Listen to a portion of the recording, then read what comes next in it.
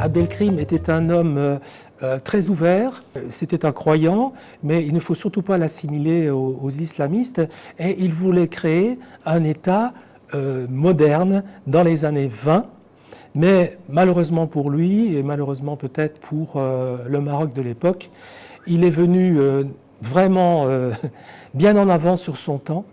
Abdelkrim, c'est un sage. Il a été instruit dans les Zaouïas, c'est un soufi. Il a demandé le rattachement à la Tariqa Alaouia de Mostaganem, d'autres Zaouïas dans le nord du Maroc. C'est un sage, c'est la mystique de l'islam, le soufisme. C'est un lettré, il est fils de cadi, il est lui-même cadi, juge.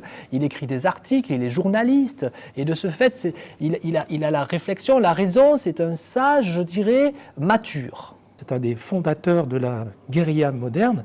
C'est un homme qui a réussi à mettre en danger donc deux empires coloniaux, l'empire espagnol et l'empire français, puisque les Espagnols et les Français s'étaient partagé le Maroc en deux protectorats. Il a une carrure assez impressionnante. Tous les gens qui le rencontrent, voilà, il rentre dans une salle, tout le monde se tait. Il a une autorité naturelle, mais ce n'est pas l'autoritarisme forcé, je veux dire, extrême. D'autres personnes ont suivi son exemple, puisque pour aller très vite, lorsqu'il était par exemple en Égypte, des gens comme Ho Chi Minh, des gens comme Che Guevara sont venus lui rendre visite. Nous avions donc la période du Rif, où il a mené une résistance contre l'Espagne, en réunissant les tribus berbères du Rif. Et nous avions également la période de l'Égypte, où il a participé au niveau politique pour libérer l'Afrique du Nord des empires coloniaux, de ses attachements coloniaux.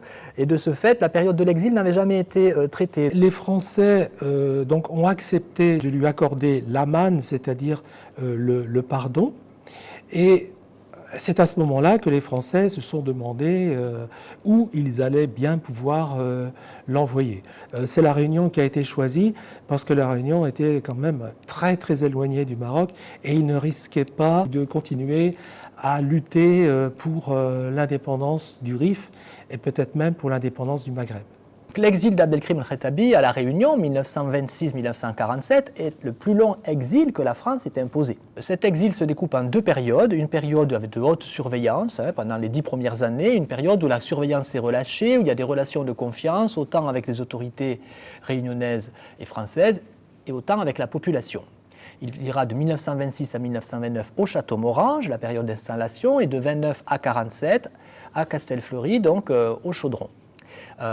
Il participera donc à la vie, à la société réunionnaise, puisque progressivement il y a des liens avec les familles indo-musulmanes qui se créent, la famille Dendar, la famille Terrail, Karemji, Nourbaï, et ces liens sont forts. Il va leur apprendre l'arabe, en contrepartie il apprendra aussi la culture à La Réunion, il va avoir une ferme à 3 bassins de 42 à 47 en pleine guerre, il faut subsister, il a besoin d'autres apports économiques, il va produire du géranium qu'il vendra en ville, il a un petit commerce en centre-ville de Saint-Denis. C'est vraiment un personnage atypique. Et finalement, cette œuvre historique, traduite par l'exposition et l'ouvrage, relate des documents inédits. Les lettres qu'il écrira au général de Gaulle, aux autorités françaises ici, sont là, elles n'ont jamais été exploitées. C'est pour ça qu'il est intéressant de s'intéresser sur le fait historique de cet exilé marocain, mais surtout de valoriser les liens entre le Maroc, la Réunion et l'océan Indien.